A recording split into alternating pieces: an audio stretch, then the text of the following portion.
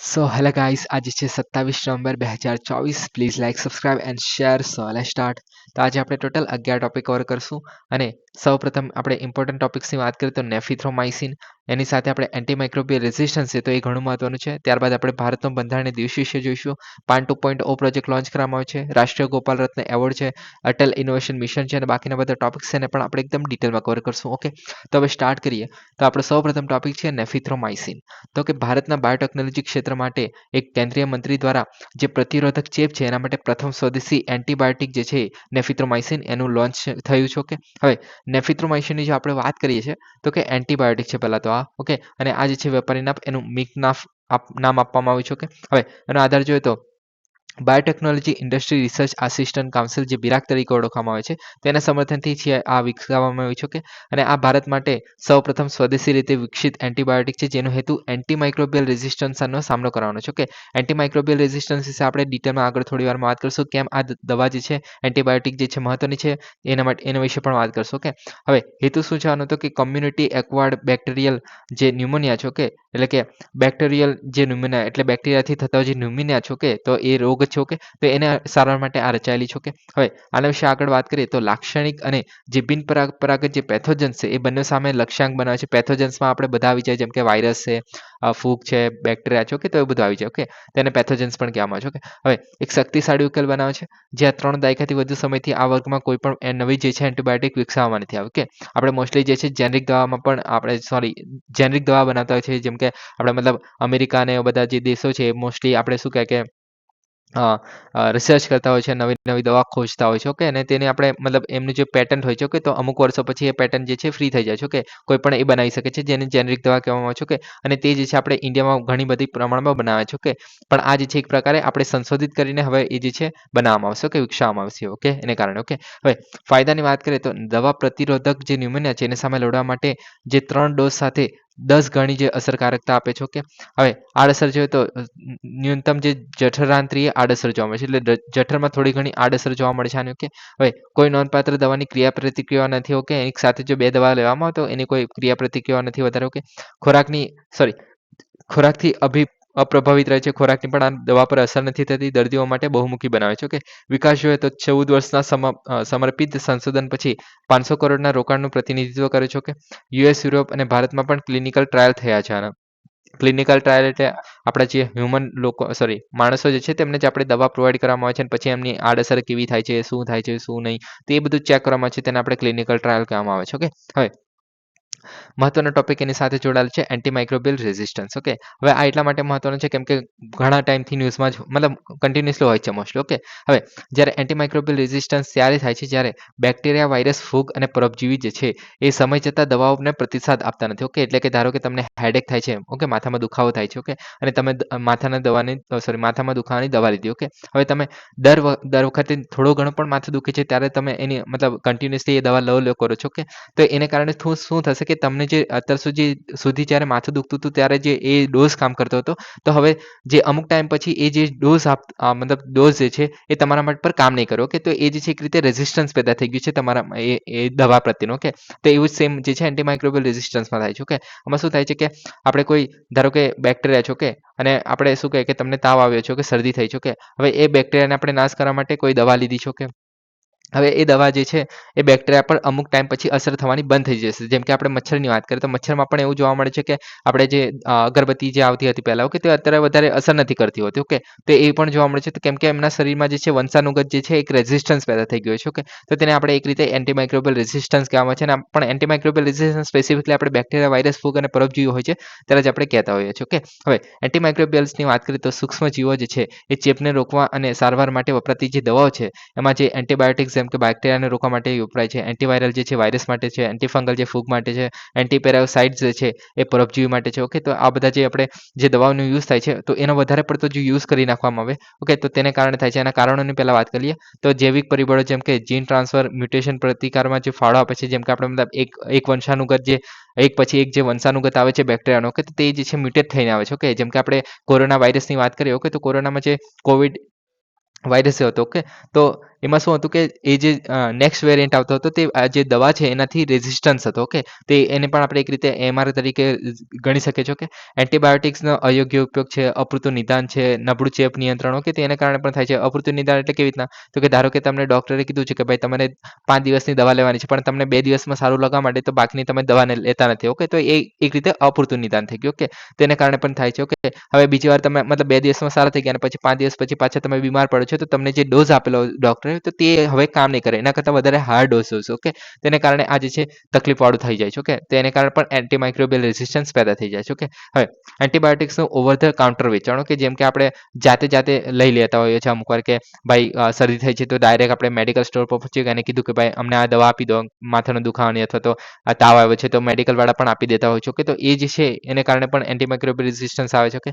Surveillance અને મોનિટરિંગનો અભાવ છે. ઓકે, મર્યાદિત રિસર્ચ એન્ડ ડેવલપમેન્ટ છે. તો આ બધા રીઝન છે કે એન્ટીમાઇક્રોબિયલ રેઝિસ્ટન્સ જે છે જોવા મળે છે. ઓકે, હવે અસરની વાત કરીએ તો એન્ટીમાઇક્રોબિયલ સારવારને જટિલ બનાવે છે. જેમ કે મતલબ તમે જે શું કહે કે 2 દિવસની 5 દિવસની જે દવા લઈને તમે સારા થઈ જતા હતા એની જગ્યાએ હવે 7 દિવસની અથવા તો વધારે ડોઝ સાથે લેવી પડશે. ઓકે, તો એને કારણે જટિલ બનાવે છે સારવાર. ઓકે, રોગનું જોખમ વધારે છે ફરીથી થવાનું, કેમ કે જે બેક્ટેરિયા જે પહેલાં જે મરી જતા હતા તે હવે રેઝિસ્ટ કરી શકે છે એની સામે. ઓકે, તો રોગનું જોખમ પણ વધી ગયું. ઓકે, ગંભીર બીમારી અને સ્વાસ્થ્ય સમસ્યાઓ તરફ દોરી જઈ શકે છે. ઓકે, એમઆર ધરાવતા જે સૂક્ષ્મજીવોને ઘણીવાર સુપરબગ્સ તરીકે પણ ઓળખવામાં આવે છે, કેમ કે એ રેઝિસ્ટન્સ થઈ ગયા હોય છે જે દવા છે એનાથી. ઓકે, પ્રતિરોધ કરી શકે છે એની સામે, એટલે એને કારણે. ઓકે, હવે આગળ વાત કરીએ તો વાહકો કયા છે આમાં?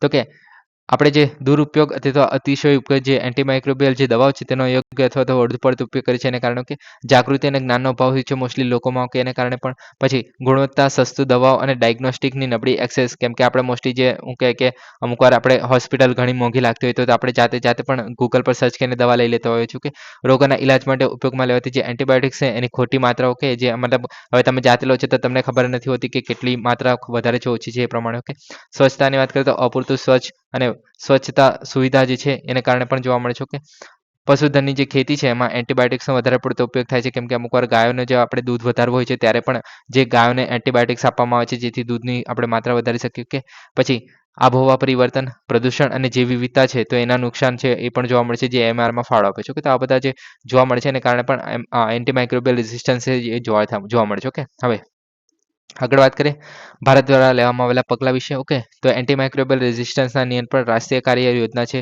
જે એમઆરને પહોંચી વળવા માટે ભારતની વ્યૂહરચના ધરાવે છે. ઓકે, પછી એમઆર પર દિલ્હીની ઘોષણા જે એમઆર સામે લડવા માટેનું છે. ઓકે, એમઆરના સંશોધન અને આંતરરાષ્ટ્રીય સહયોગ જોવા મળે છે જે વૈશ્વિક સ્તરે સહયોગ કરે છે. ઓકે, નામ પરથી જ ખબર પડી જાય છે આ બધા mostly. Okay, national AMR surveillance network જે સર્વેલન્સ કરવાનું કાર્ય કરશે. ઓકે, રાજ્યની જે મેડિકલ કોલેજના લેબ્સ છે એનું નેટવર્ક બનાવવાનું કાર્ય કરે છે. ઓકે, એન્ટીબાયોટિક્સ સ્ટેવર્ડશિપ પ્રોગ્રામ છે. ઓકે, જે હોસ્પિટલમાં જે એન્ટીબાયોટિક્સનો દુરુપયોગ થાય છે અને વધુ પડતા જે ઉપયોગ જોવા મળે છે તો તેને નિયંત્રિત કરવા માટે છે. ઓકે, એન્ટીબાયોટિક્સ પર રેડ લાઇન ઝુંબેશ છે જે એન્ટીબાયોટિક્સ સાથે સ્વદવાને નિરુત્સાહી કરે છે, એટલે કે તમે જ્યાં જાતે દવા લઈ લો છો તેને નિરુત્સાહી કરે છે. Okay, drug and cosmetic act H1 schedule જે ભારતમાં એન્ટીબાયોટિક્સના વેચાણને નિયંત્રિત કરવાનું કાનૂની જોગવાઈ પૂરી પાડે છે. તો આ બધા જે છે ભારત દ્વારા લેવામાં આવેલા પગલાં છે. ઓકે, ભારતની પહેલ પણ જોવા મળે છે, જેમ કે એમઆર પર રાષ્ટ્રીય કાર્ય યોજના જે એન્ટીબાયોટિક્સ સ્ટેવાર્ડશિપ ચેપ નિયંત્રણ અને દેખરેખ માટેની માર્ગદર્શિકાનો સમાવેશ થાય છે. એન્ટીબાયોટિક ઉપયોગને ઘટાડવાનો હેતુ છે આની અંદર. ઓકે, એમઆર સર્વેલન્સ નેટવર્ક જોવા મળે છે જે આઈસીએમઆર દ્વારા વિકસાવવામાં આવ્યું છે, જેને કહેવામાં છે Indian council of the medical research. Okay, તે સર્વેલન્સના પ્રયાસો કરે છે, એન્ટીબાયોટિકને પ્રતિરોધની પેટર્ન પર નજર રાખે છે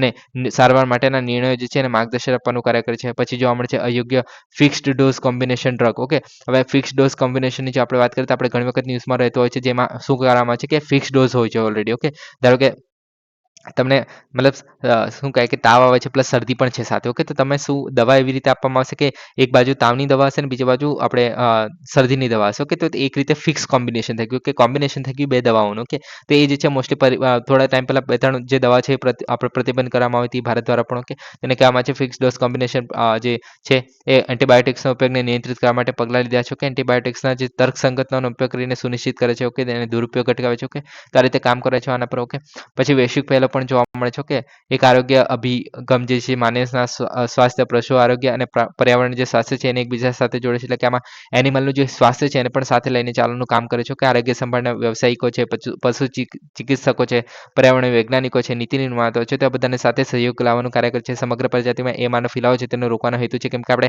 એમાંની જ્યારે વાત કરીએ છીએ તે પશુમાંથી પણ મતલબ આપણે દૂધની વાત કરી જેવી રીતના. ઓકે, જેમ કે એન્ટીમાઇક્રોબિયલ્સ જે દવાઓ છે તેનો યુઝ કરે છે. ઓકે, તો આપણે દૂધ વધારવા માટે ઓકે તો એ જે છે આપણે અલ્ટિમેટલી દૂધ તો આપણે કન્ઝ્યુમ કરી રહ્યા છીએ તો એને કારણે પણ આપણા પર અસર થશે એની તો એ રીતે જોવામાં આવે છે આની અંદર ઓકે પછી એએમઆર પર વૈશ્વિક એક્શન પ્લાન જોવા મળે છે જે વિશ્વ આરોગ્ય સંસ્થા અને WHO જે છે આપણે એની છે ઓકે વૈશ્વિક સ્તરે જે એએમઆર છે એનો સામનો કરવા માટે વ્યૂહાત્મક માળખું પૂરું પાડે છે ઓકે સર્વેલન્સ ચેપ નિવારણ અને જવાબદાર એન્ટીબાયોટિક્સનો ઉપયોગ પર ધ્યાન કેન્દ્રિત કરે છે ઓકે તો આવી રીતના અલગ અલગ પહેલો જોવા મળે છે વિશ્વ એએમઆર જાગૃતિ સપ્તાહ જે જાગૃતિ લાવવાનું કામ કરે છે જવાબદાર એન્ટીબાયોટિક્સનો ઉપયોગને પ્રોત્સાહન આપે છે ઓકે તો આવું બધું છે ઓકે એમાં આટલું બધું પડવાની જરૂર નથી ઓકે હવે બીજા બધા ટૂલ્સ પણ જોવા મળે છે જેમ કે અવેર ટૂલ છે ઓકે WHO દ્વારા વિકસિત છે ઓકે એન્ટીબાયોટિક્સના એક્સેસ વોચ અને રિઝર્વમાંના જૂથોને વર્ગીકૃત કરે છે okay global antimicrobial resistance and use surveillance system છે જે ગ્લાસ તરીકે ઓળખવામાં છે વૈશ્વિક જે એમઆર ડેટા છે એનો સંગ્રહ આપે છે WHO નો પ્રોગ્રામ છે આપણો okay global antibiotic research and development partnership છે જે નવી એન્ટીબાયોટિક સારવાર છે એને વિકસાવવા છે ઓકે સિક્યોર જે એન્ટીબાયોટિક્સને એક્સેસને બહેતર બનાવે છે કે એક પદ્ધતિ માત્ર એક જ ઉત્પાદન કરતા પર વધુ ધ્યાન કેન્દ્રિત કરે છે ઓકે પછી one health joint plan of action જેમ કે ફાઓ છે યુએનઈપી થઈ ગયું પછી WOAH ઓકે આપણે world organisation for animal health એવું કોઈ ફૂલ ફોર્મ છે આનું ઓકે તો એ છે પછી WHO છે ઓકે પછી એમઆરને સંબોધવા માટે આ સહયોગી પ્રયાસ કરે છે તો આવું બધું જોવા મળે છે ઓકે તો આ થઈ ગયું આપણું એન્ટીમાઇક્રોબિયલ રેઝિસ્ટન્સ ઓકે હવે નેક્સ્ટ વાત કરીએ ભારતનો બંધારણ દિવસ 2024 તો ભારતના બંધારણ દિવસને સંવિધાન દિવસ તરીકે પણ ઓળખવામાં આવે છે જ્યારે આપણે વાત કરીએ છીએ 26મી જાન્યુઆરી 1950ની ઓકે તો એ જે છે આપણે પ્રજાસત્તાક દિવસ તરીકે ઓળખ્યા છે ઓકે અને જ્યારે આપણે 26 નવેમ્બર 1949ની વાત કરીએ છીએ તો એ જે છે બંધારણ દિવસ તરીકે ઓળખવામાં છે ઓકે આટલો ડિફરન્સ ઓકે હવે આપણે બંધારણ દિવસ એટલે મહત્વનો છે કેમ કે એ દિવસે પણ આપણું બંધારણ જે છે અપનાવવામાં આવેલું આપણે જે બંધારણ સમિતિ છે એના દ્વારા ઓકે પણ આમાં જે છે પૂરેપૂરું બંધારણ નથી અપનાવવામાં આવ્યું કે પૂરેપૂરું બંધારણ જે છે એ 26મી જાન્યુઆરી 1950ના દિવસે અપનાવવામાં આવેલું પણ આમાં જે પાર્શિયલ બંધારણ અપનાવવામાં આવેલું પાર્શિયલ એટલે કે થોડું ઘણો ભાગો જે છે એમાં અપનાવવામાં આવેલા જેમ કે પાર્ટ 1 જે છે ભાગ 1 જે છે જેમાં આપણે સંઘ અને તેના રાજ્યો આવી જાય છે ઓકે પછી ભાગ 2 જે છે જેમાં આપણે સિટીઝનશીપ એટલે કે જે નાગરિકતા આવી જાય છે ઓકે ભાગ 3 છે એમાં ફંડામેન્ટલ રાઇટ એટલે મૂળભૂત અધિકારો છે પછી પાર્ટ 4 જે છે આપણે DPSP કહીએ છીએ ઓકે પાર્ટ 5 જે છે આપણે યુનિયન ગવર્મેન્ટ છે પાર્ટ 6 જે છે આપણે સ્ટેટ ગવર્મેન્ટ છે ઓકે રાજ્યની સરકાર છે ઓકે અને પાર્ટ 9 અને 9 એ જેમાં પંચાયત અને મ્યુનિસિપાલિટીઝ જોવા મળે છે ઓકે તો એ એટલી વસ્તુ જે છે આપણે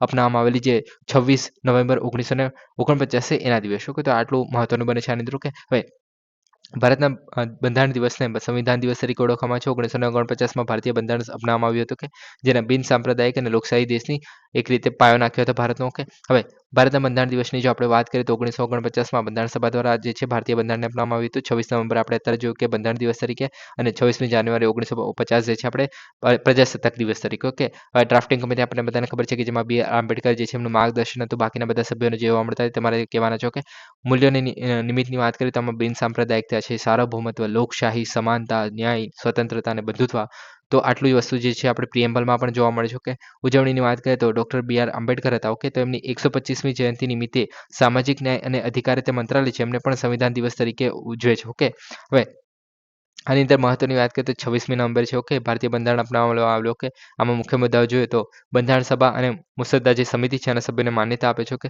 મૂળભૂત અધિકારીઓ અને નિર્દેશક સિદ્ધાંતો છે એમાં મુખ્ય સિદ્ધાંતોને મજબૂત બનાવે છે પછી નાગરિકોને તેમના અધિકારો અને ફરજો વિશે શિક્ષિત કરે છે કે બંધારણની કદર કરવા અને ન્યાયી સમજ તરફ કામ કરવા પ્રેરિત કરે છે ઓકે આ તો આપણે જોઈ લીધું છે હવે આમાં એ મહત્વનું છે કે 26મી નવેમ્બર આપણે સેમિનાર વાંચન ચર્ચાઓ બધું થતું હોય છે કે બંધારણની જાગૃતતા માટે કામ કરવામાં આવે છે ઓકે અને પ્રજાસત્તાકના દિવસે રાષ્ટ્રીય ઓળખની ઉજવણી કરીએ છીએ આપણે અને પરેડ સાંસ્કૃતિક કાર્યક્રમો અને પુરસ્કારો પણ આપવામાં આવે છે જો કે જેમ કે આપણે પરમવીર ચક્ર ને બધું આપણે ગઈકાલે જોયું હતું કે તો તે આ દિવસે આપવામાં આવે છે ઓકે હવે 15મી જાન્યુઆરીએ પણ આપવામાં આવે છે એમ તો ઓકે હવે આગળ વાત કરીએ તો હમારા સંવિધાન હમારા સન્માન અભિયાન જે છે ચાલુ કરવામાં આવેલું 24 જાન્યુઆરી 2024ના રોજ ભારતના ઉપરાષ્ટ્રપતિ દ્વારા ઓકે હવે હેતુ શું છે આનો તો કે મૂળભૂત અધિકારો અને ફરજો પર ધ્યાન કેન્દ્રિત કરવાનું અને બંધારણ વિશે જાગૃતિ કરવાનો ઓકે તો આ મેઇન હેતુ છે આ તમારે યાદ રાખી લેવાનું છે કે દેશના દરેક ખૂણે પહોંચવા માટે સમાવેશ કરશે અને ડિજિટલ આઉટરીચ વધારશે ઓકે હવે બધું સેમ ને સેમ વસ્તુ રિપીટ થશે જો બંધારણને જે સરળ બનાવવું ઓકે મૂળભૂત અધિકારો અને ફરજો વિશે જાગૃતિ ફેલાવી કે નાગરિકોને તેમના અધિકારો વિશે શિક્ષિત કરવા ન્યાયની પહોંચ પ્રદાન કર્યું કે તે જ વસ્તુ હેતીમાં જે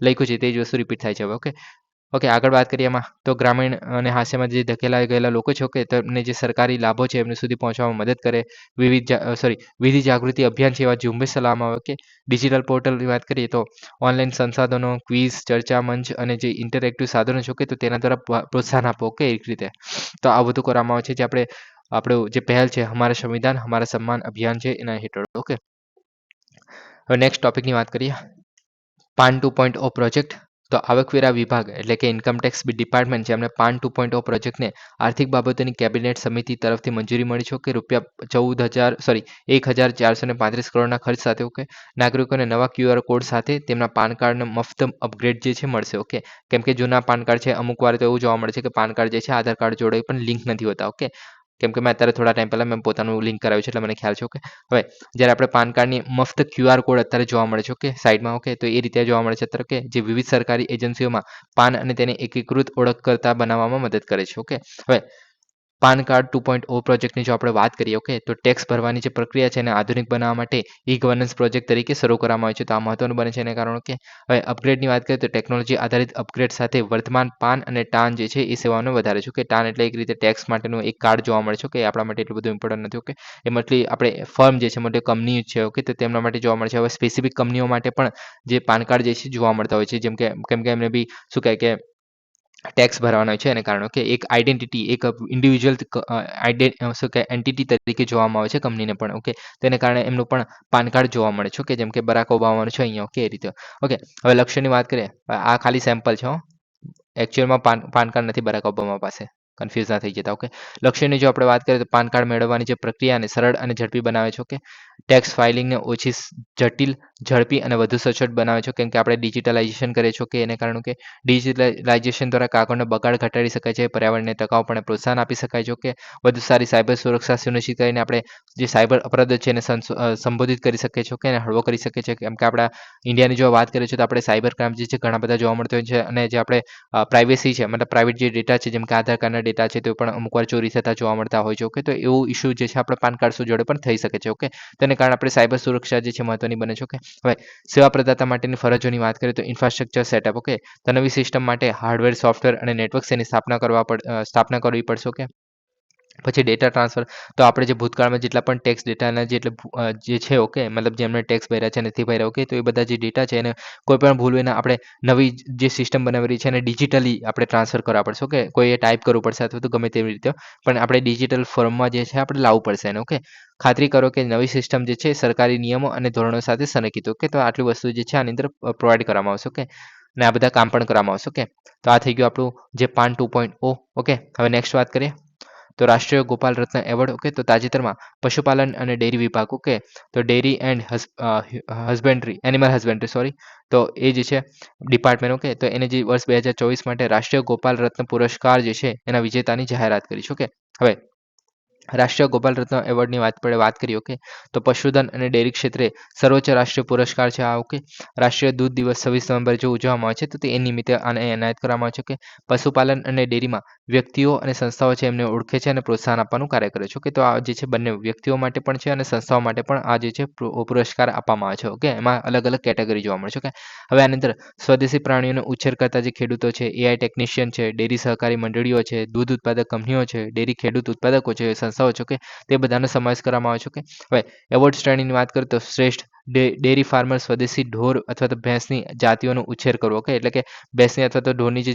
શ્રેષ્ઠ જાતિઓ છે તેના માટે એવોર્ડ આપવામાં આવે છે શ્રેષ્ઠ કૃત્રિમ બીજદાન ટેકનિશિયન છે કે જે આપણે એક રીતે જે સીમન જે કહે છે કે મતલબ સીમન એટલે કે આપણે બાળક પેદા કરવા માટેનું જે સીમન હોય છે કે પુરુષમાંથી તો એ જે છે મતલબ શું કહે કે ઇન્કલ્કેટ કરવામાં આવે છે ઓકે તો એ જે છે મતલબ જેટલું વધારે સારું જે સીમન હશે ઓકે તો એ એટલું સારું જે આપણે ગાય પ્રાપ્ત થશે ઓકે તો એવું જે આપણે જોવા મળે છે તો તેને માટેને પણ એક એવોર્ડ આપવામાં આવે છે કે પછી શ્રેષ્ઠ ડેરી સહકારી દૂધ ઉત્પાદક કંપની અથવા ડેરી ખેડૂત ઉત્પાદક સંસ્થા ઓકે તો એ બધા મતલબ એમાંથી જે છે આ 3 કેટેગરીમાં જે છે આ એવોર્ડ જે છે આપવામાં આવે છે ઓકે પછી આપણે ત્રણેય શ્રેણીમાં જે છે ઉત્તર પૂર્વ ક્ષેત્રમાં નોર્થ ઇસ્ટ રિજન જે કહે છે આસામવાળો જે વિસ્તાર છે આસામ અરુણાચલ પ્રદેશ ત્રિપુરા એ બધા જે આપણે નોર્થ ઇસ્ટ રિજન જે કહે છે ઓકે તો ત્યાં જે છે વિશેષ પુરસ્કાર આપવામાં છે આ 3 કેટેગરીમાં જો કે એટલે કે આખા દેશના અલગ ચાલતા હોય છે અને બાકીના જે શું કહે નોર્થ ઇસ્ટ રિજન છે એમના માટે અલગથી પુરસ્કારો રાખવામાં આવે છે ઓકે હવે નોર્થ ઇસ્ટ રિજનમાં જે છે ડેરી વિકાસ પ્રવૃત્તિઓને જે પ્રોત્સાહન આપવા માટે જે છે આ મેઇનલી કરવામાં આવતું હોય છે okay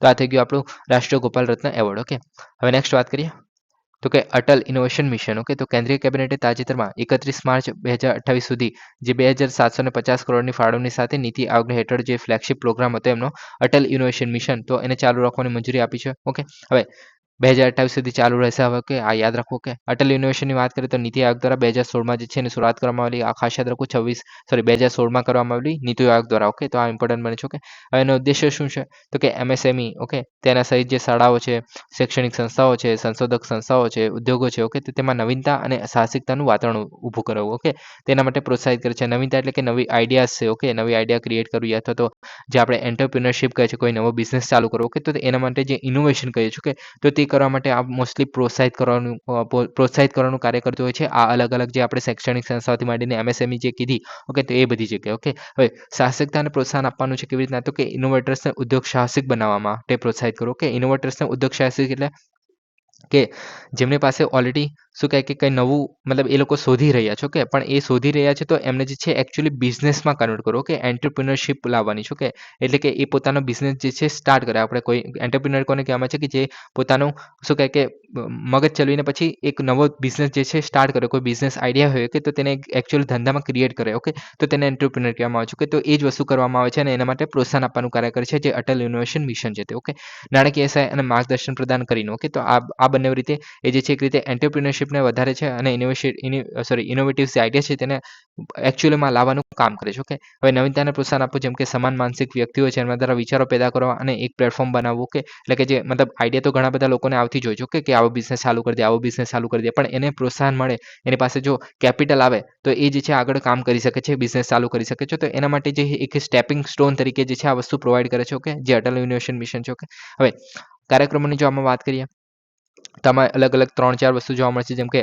Atal tinkering labs. Okay, તો આ કોના માટે છે તો કે યુવા મનમાં જે ઉત્સુકતા, સર્જનાત્મકતા અને કલ્પના છે એને પ્રોત્સાહન આપવાનું કાર્ય કરે છે. ઓકે, તો આ 3 વસ્તુ છે. ઓકે, મતલબ શું કહે કે જે નવા જે યુવાન લોકો છે, ઓકે, તો તેમને એક રીતે પ્રોત્સાહન આપવાનું કાર્ય કરશે કે નવું શોધવા માટેનું. ઓકે, પછી અટલ ઇન્ક્યુબેશન સેન્ટર છે જે સ્ટાર્ટઅપ અને સાહસિકો છે તેમને સપોર્ટ કરશે. જે એમને કોઈ નવો બિઝનેસ સ્ટાર્ટ કરવો છે તો એમને સપોર્ટ કરવાનું કાર્ય કરશે, નાણાકીય અથવા તો બીજી કોઈ રીતે. ઓકે, માર્ગદર્શન દ્વારા પણ. ઓકે, પછી અટલ ન્યૂ ઇન્ડિયા પડકારો અને અટલ ગ્રાન્ટ પડકારો. ઓકે, તો એ જે છે સામાજિક સમસ્યાઓનું નિરાકરણ કરવા માટે, નવીન ઉકેલો બનાવવા માટે જે છે હેલ્પ કરે છે. ઓકે, પછી માર્ગદર્શક ભારત, જે યુવા સંશોધકો છે એમને માર્ગદર્શન અને સમર્થન આપવા માટે માર્ગદર્શકો સાથે જોડે છે, જેમને ઓલરેડી જે કોઈ નવો બિઝનેસ એસ્ટાબ્લિશ કરી દીધો છે, કોઈ મોટા મુકામ પર ઓલરેડી પહોંચી ગયા છે, તો જે નવા લોકો છે તેમને કેવી રીતના એ જગ્યાએ પહોંચી શકાય, કેવી રીતના આગળ મતલબ ચાલી શકાય છે, કંઈ ખબર ના પડતી હોય તો તે રીતે માર્ગદર્શન આપવાનું પણ કાર્ય કરશે. ઓકે, તો આખી આ એક રીતે ચેન બનાવવાનું કાર્ય કરે છે, જેથી આપણે વધારે સારી રીતે આપણે રિઝલ્ટ લાવી શકીએ જે એન્ટરપ્રિનરશિપ છે તેની અંદર. ઓકે, હવે સહયોગની વાત કરીએ તો નવીનતા વાતાવરણને સક્ષમ કરવા માટે શૈક્ષણિક ઉદ્યોગો, NGO અને વ્યક્તિઓ છે એની સાથે સહયોગ કરે છે. ઓકે, મોનિટરિંગ અને મેનેજમેન્ટ જોવા મળે છે, જે real time management information system છે. ઓકે, તો એ જોવા મળે છે. ઓકે, ડાયનોમેટિક્સ ડેશબોર્ડ છે એનો ઉપયોગ કરીને તમામ પહેલનું વ્યવસ્થિત રીતે નિરીક્ષણ અને સંચાલન કરવામાં પણ મદદ કરે છે. ઓકે, તો આખું જે આવી રીતે મોનિટરિંગ અને મેનેજમેન્ટ દ્વારા અટલ ઇનોવેશન સિસ્ટમ મિશન જે છે એક રીતે સારું કામ કરી શકે છે. ઓકે, કેમ કે આમાં મતલબ શું કહે કે નાનાથી માંડીને મોટા લોકો છે તેમને એક રીતે જોડવામાં આવે છે. ઓકે, તો એને કારણે આપણે નવી ઇનોવેશન કરી શકીએ છીએ આના લીધે. ઓકે, તો આ થઈ ગયું. ઓકે, હવે નેક્સ્ટ ટોપિક છે ફાઇટોપ્લાન્કટન બ્લૂમ. તો સંશોધનમાં જાણવા મળ્યું છે કે દક્ષિણ આફ્રિકાના જે શુષ્ક પ્રદેશોમાં દુષ્કાળને કારણે દક્ષિણ પૂર્વ મેડાગાસ્કરમાં લગભગ 27 વર્ષમાં સૌથી મજબૂત ફાઇટોપ્લાન્કટન જે છે એ મોર આવ્યા છે. મોર એટલે કે એક રીતે જે આપણા ફૂલોના આપણે જે ધારો કે તમે આંબલી જોઈ હશો કે તો તેના મોર આવતા હોય છે કે જે શું કહે કે એક રીતે ફૂલ કહી શકાય કે આંબલી લાગવાની જે શરૂઆત કહી શકો કે તેને મોર કહેવામાં આવતા હોય છે આપણે જનરલ લેંગ્વેજમાં કે સિમ્પલ લેંગ્વેજમાં. તો એ જે છે એવી રીતના ફાઇટોપ્લાન્કટનમાં જોવા મળે છે. ઓકે, હવે ફાઇટોપ્લાન્કટનની વાત કરીએ તો એ જે છે સૂક્ષ્મ વનસ્પતિઓ જે છે જે દરિયાઈ ખાદ્ય જાળમાં નિર્ણાયક ભૂમિકા ભજવે છે. ઓકે, તો તમને ખબર હશે કોરલ્સ આપણે કહીએ છીએ કે પરવળાના જે ખડકો કહે છે, તો એની સાથે પણ આપણે જે શું કહે કે ફાઇટોપ્લાન્કટન જોવા મળે છે, જે એમને જે છે એક રીતે જે કોરલ્સ જે છે મેં અહીંયા એટલા માટે નથી એડ કર્યું કેમ કે ઘણી વખત ડિસ્કસ થઈ ગયું છે. ઓકે, અને ફરી એકને એક વસ્તુ રિપીટ કરીશ તો મજા નહીં આવે. ઓકે, હવે બીજી કોઈ વખત આપણે જે ન્યૂઝમાં હશે આવો કોઈ ટોપિક તો આપણે કોરલ્સને એકદમ ડિટેલમાં કવર કરી લઈશું. કે ઓલરેડી પણ કવર કરેલા છે, તમે પાછલા વિડીયો જોશો તો તમને મળી જશે. ઓકે, હવે ફાઇટોપ્લેન્ક્ટન જે છે એક રીતે આપણે શું કહે કે જે કોરલ છે એની સાથે એક રીતે એક લિંકેજ બનાવે છે. લિંકેજ કેવી રીતના કે જે ફાઇટોપ્લેન્ક્ટન જે છે એ કોરલ્સને જે છે એક રીતે ખાવાનું પ્રોવાઈડ કરે છે, અને જ્યારે કોરલ્સ જે છે એ ફાઇટોપ્લેન્ક્ટનને એક રીતે જે શું કહે કે રક્ષણ પ્રોવાઈડ કરે છે, જે શું કહે કે માછલીઓ છે એ અવાતાથી. ઓકે, જે દરિયાઈ જે પ્રોબ્લેમ છે અથવા તો ડેન્જર કહી શકાય એક રીતે તે રીતે. ઓકે, તો એ બંને એકબીજા સાથે આવી રીતના શું કહે કે સંયોજિત થઈને પછી કામ કરતા હોય છે. ઓકે, એને કારણે એકબીજાને આની માટે એક સ્પેસિફિક શબ્દ છે, મને યાદ નથી આવી રહ્યો અત્યારે. ઓકે, પણ એને મતલબ એ રીતે એક રીતે સર્વાઈવ કરતા હોય છે. ઓકે, હવે મતલબ જે તાપમાનમાં પણ ચેન્જ આવી જાય, સૂર્યપ્રકાશમાં પણ ના મળતો હોય, ઓકે, તો તેને કારણે જે છે મોસ્ટલી આપણે જોતા હોય છે કે કોરલ બ્લીચિંગ થઈ ગયું, પરવાળાના ખડકો મરી રહ્યા હોય છે. ઓકે, જે સફેદ મતલબ જે રંગ આપે છે તો ફ્લાઇટોપ્લાન્ક્ટન જે છે એ રંગ આપતા હોય છે કોરસને. ઓકે, જે એને કારણે એ જે છે રંગીન દેખાતા હોય છે. ઓકે, જો ફાઇટોપ્લાન્ક્ટન ના હોય, ઓકે, તો એ જે છે આપણે શું કહે કે કોરલ્સ પણ જીવતી ના રહે. ઓકે, હવે જ્યારે આપણે શું કહે કે આપણે જે જે કોરલ બ્લીચિંગ જે કહે છે એમાં પણ શું થાય છે કે ફાઇટોપ્લાન્ક્ટન જે છે કોરલને છોડીને જતો રહે છે, કેમ કે એ શું કહે કે ટેમ્પરેચર જે છે એ ટેમ્પરેચર અથવા તો બીજું કોઈ રીઝન્સ હોઈ શકે, જેમ કે આપણે શું કહે કે જે બોમ્બિંગ કરવામાં આવ્યું હોય અથવા તો ટેમ્પરેચર વધી ગયું હોય, સૂર્યપ્રકાશ જો નીચે ના પહોંચતો હોય, સમુદ્રનું લેવલ વધી ગયું હોય અથવા તો ઘટી ગયું હોય, કે તો એ બધી પ્રોબ્લેમ્સને કારણે પણ જે ફાઇટોપ્લાન્ક્ટન જે છે એ કોરલને છોડતા હોય છે. કે તો એ બધી પ્રોબ્લેમ્સ જોવા મળે છે, એને કારણે પણ ફાઇટોપ્લાન્ક્ટન જે કોરલ બ્લીચિંગ જે આપણે કહીએ છીએ તે જોવા મળતું હોય છે. ઓકે, હવે જ્યારે ફ્લાઇટોપ્લાન્ક્ટનની જે આપણે વાત કરીએ છીએ, તો જે પ્રકાશ સંશ્લેષણ કરવાનું કાર્ય કરે છે, તેઓ જે છે સૂર્યપ્રકાશની ઉર્જામાં રૂપાંતરિત કરે છે અને કાર્બન ડાયોક્સાઇડ લે છે અને જમીનમાં જે છોડની જેમ જ ઓક્સિજન ઉત્પન્ન કરવાનું કાર્ય કરે છે, જેવી રીતે આપણે જમીન પર જોવા મળે છે. ઓકે, હવે ફાઇટોપ્લાન્ક્ટન બૂમ જે છે એ બ્લૂમ એટલે શું છે કે એક રીતે મોર આવી રહ્યા છે, તો તેમનો જે વસ્તી છે એ વધી રહી છે. ઓકે, એ રીતે ગણી શકાય, તો એક રીતે સારું કહી શકાય. ઓકે, હવે વ્યાખ્યા જોઈએ તો જ્યારે સૂર્યપ્રકાશ અને પોષક તત્વો જે છે પુષ્કળ પ્રમાણમાં ઉપલબ્ધ હોય છે, ત્યારે ફાઇટોપ્લાન્ક્ટન જે છે એની વસ્તી વિસ્ફોટ જોવા મળે છે. ઓકે, હવે જે પુષ્કળ પ્રમાણમાં ક્યારે આવી શકે કે ધારો કે કોઈ સુનામી આવી ગઈ અથવા તો એને કારણે આપણે બહુ બધો જે શું કહેવાય પોષક તત્વો જે છે એક જગ્યાએ ભેગા થઈ ગયો, કે તો એ બધા કારણ હોઈ શકે છે કે જે આપણે શું કહેવાય ફાઇટોપ્લાન્ક્ટનની વસ્તીમાં જે છે વિસ્ફોટ થઈ રહ્યો છે. ઓકે, પછી સ્થિતિઓની વાત કરીએ તો પ્રકાશનું શ્રેષ્ઠ સ્તર, પોષક તત્વો અને તાપમાન વગેરે જો હોય તો ઝડપી ગુણાકાર અને વિકાસ તરફ દોરી જાય છે. ઓકે, હવે આગળ જોઈએ તો ગાઢ વૃદ્ધિ પાણીનો રંગ બદલી શકે છે, કેમ કે કોરલનો રંગ પણ ચેન્જ થઈ જાય છે. ઓકે, એને કારણે. ઓકે, હવે મોર જે છે થોડા દિવસથી કેટલાક અઠવાડિયા સુધી જોવા મળે છે. ઓકે, જે બ્લૂમ છે તે. ઓકે, હવે ઇકોલોજીકલ મહત્વની વાત કરીએ તો પૃથ્વીના લગભગ 50% ઓક્સિજનનું ઉત્પાદન કરવાનો અંદાજ જોવા મળે છે. કે તો આ તમને યાદ રાખી શકો છો કે રીતે કે 50% જેટલો ઓક્સિજન જે છે આપણે કોરલ્સ દ્વારા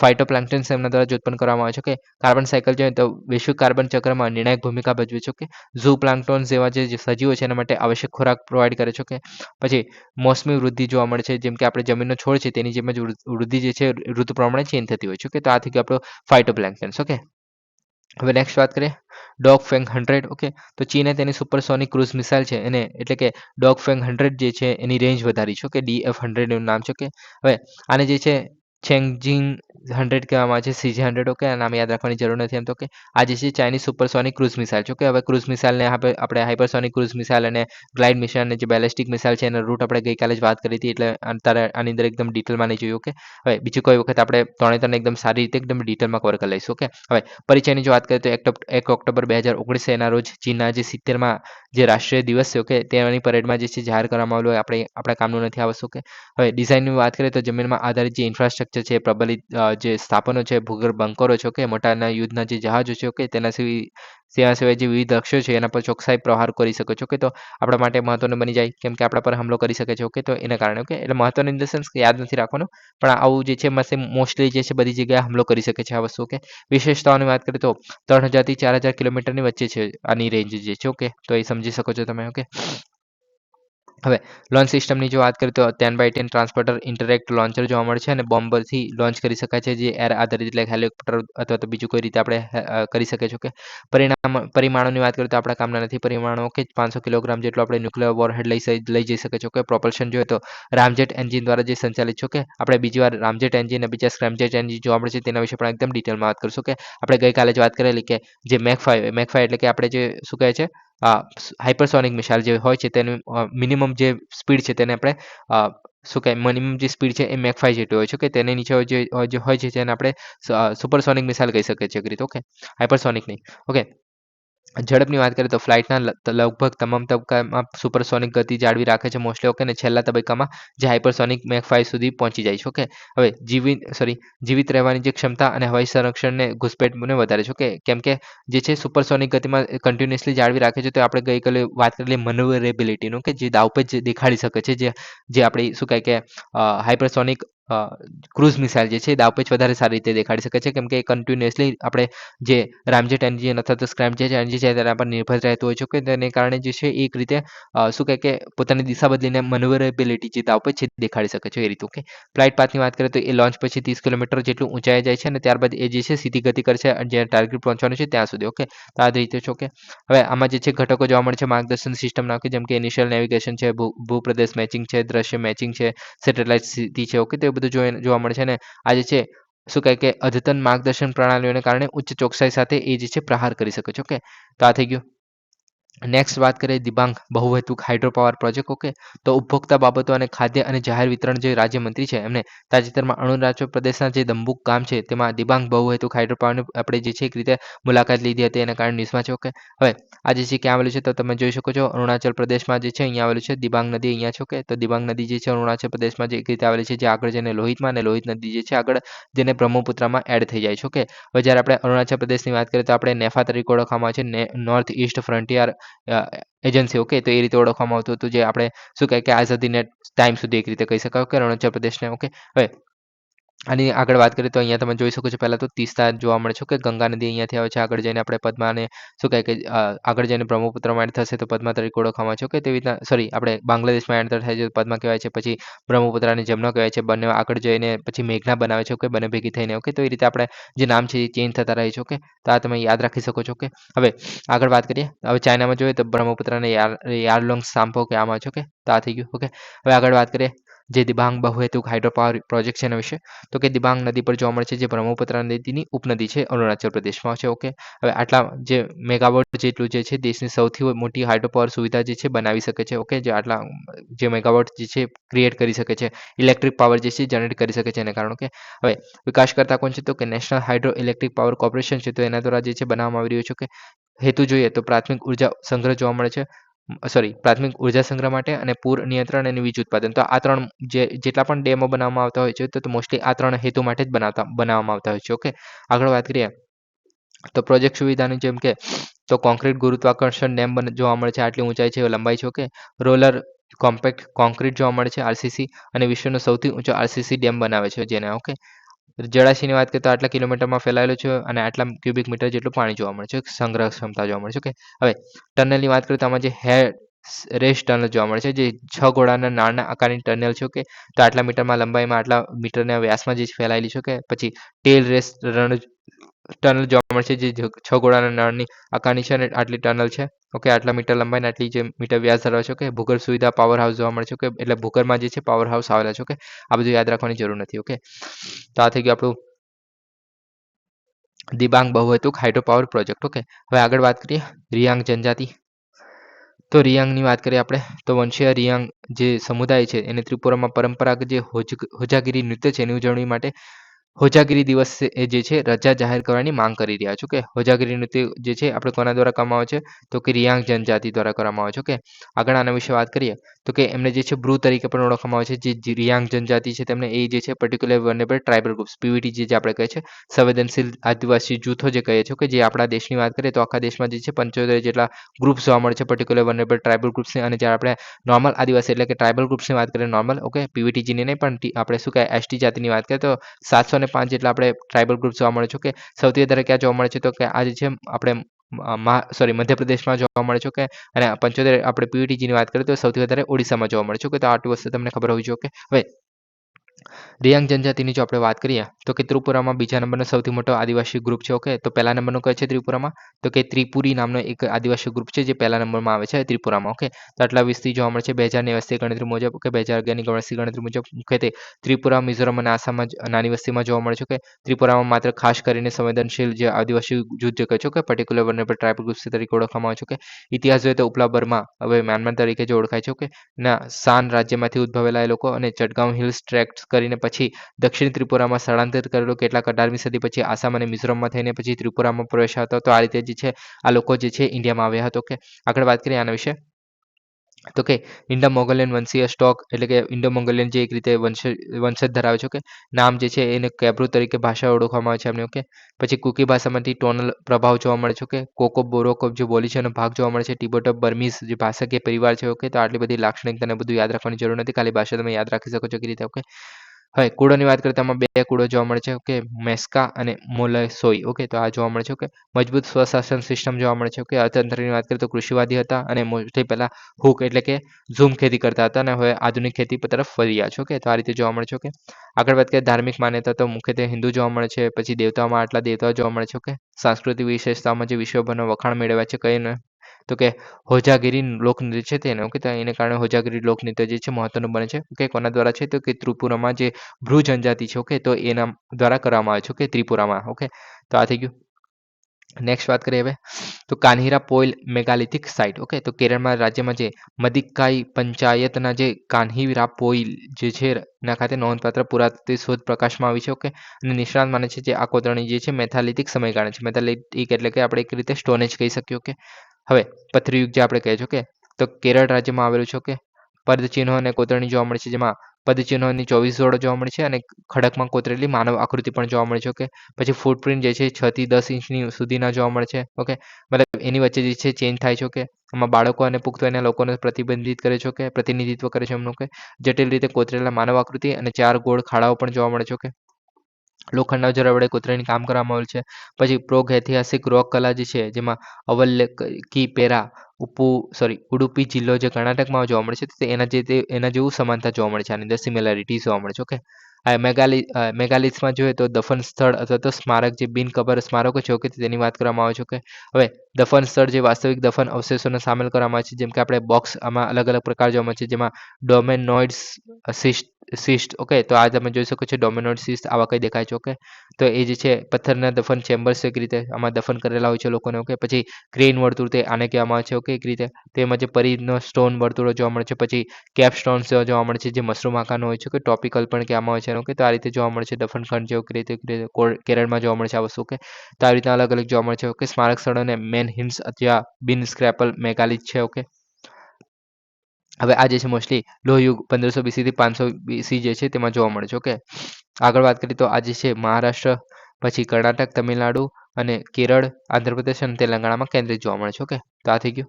હવે નેક્સ્ટ વાત કરીએ સમોસ આઇસલેન્ડ. તો તાજેતરમાં ગ્રીક ટાપુ સમોસ છે એના પર જે બોટ ડૂબી ગયેલા એને કારણે ન્યૂઝમાં છે. ઓકે, હવે એના વિશે વાત કરીએ તો પૂર્વ એજિયન જે સમુદ્રમાં ગ્રીક ટાપુ જોવા મળે છે. તમે જોઈ શકો છો સમોસ છે. ઓકે, આ જે છે આપણો એજિયન સમુદ્ર છે. ઓકે, આ બાજુ તુર્કી છે. ઓકે, અને આ જે છે ગ્રીસ છે. ઓકે, આ સી ઓફ મારા અહીંયા જોવા મળે છે. ઓકે, હવે આના વિશે વાત કરીએ તો એટલું બધું ઇમ્પોર્ટન્ટ નથી એમ તો, પણ એકવાર જોઈ લઈએ આને પણ. ઓકે, તો સૌથી મોટા અને સૌથી પૂર્વીય ગ્રીક ટાપુઓમાંનો એક છે. ઓકે, એશિયાના માઇનોર ટર્કીશ કોસ્ટથી માત્ર 1700 મીટરના અંતરે જે છે. ઓકે, વિસ્તાર જે છે આટલા કિલોમીટરમાં ફેલાયેલો છે. ઓકે, ઢાળવાળી પર્વતમાળા ને એવું બધું જોવા મળે છે જે મોસ્ટલી આપણે જોવા મળતું હોય છે. ઓકે, નીલમ સમુદ્રનું પાણી, ઓલિવ ગ્રોવ્સ, લીલા પાઇનના જંગલો. ઓકે, તેવું બધું જોવા મળે છે. પશ્ચિમ છેડે માઉન્ટ ક્રેકેટિયસ આવેલો છે. તો આ તમે યાદ રાખી શકો છો કે રીતે. ઓકે, હવે આગળ વાત કરીએ તો કે આબોહવા જોઈએ છે તો આબોહવા જે છે આપણે મોસ્ટલી ગરમ લાંબી ઉનાળો જોવા મળે છે. ઓકે, પ્રમાણમાં ટૂંકા હળવા શિયાળા જોવા મળે છે. ઓકે, ઐતિહાસિક અને સાંસ્કૃતિક મહત્વ જેમ કે યુનેસ્કો વર્લ્ડ હેરિટેજ સાઇટ જોવા મળે છે જેમાં પાલિન એક્વેડક્ટ્સ જે છે એના સહિત પાયથાગોરસ છે. આપણો પાયથાગોરસનો નિયમ જે છે જે ગ્રીક ફિલોસોફર હતા કે ગણિતશાસ્ત્ર હતા આપણે બધાને ખબર છે. ઓકે, તો એમને પ્રમેય આપેલો પાયથાગોરસ થિયરમ જે કહે છે. ઓકે, કઈ છે તો કે આપણે જ્યારે કાટખૂણાની વાત મતલબ ત્રિકોણની વાત કરીએ છીએ. ઓકે, તો આપણે એબીસી કહીએ છીએ. ઓકે, તો A square plus B square A square plus B square is equal to A B square plus BC square જે આપણે કહીએ છીએ is equal to AC square જે કહીએ છીએ. ઓકે, તો એને કહેવામાં આવે છે. ઓકે, પાયથાગોરસ નિયમ. ઓકે, પછી સમોસના ઘેરીઓનું ઘર છે. ઓકે, એમાં પછી જન્મસ્થળ જોવા મળે છે એરિસ્ટાકર્સનું જે પ્રાચીન ખગોળશાસ્ત્રી હતો. ઓકે, જેમણે 500 BC આસપાસ સૂર્યમંડળ છે એનું સૂચન કર્યું હતું. ઓકે, આ રીતે એને કારણે આ જે છે એક રીતે મહત્વનું બને છે. ઓકે, સો ગાઈઝ આજ માટે આટલું જ છે. Please subscribe, like and share. Thank you for listening. જય હિન્દ, વંદે માતરમ. ઓકે.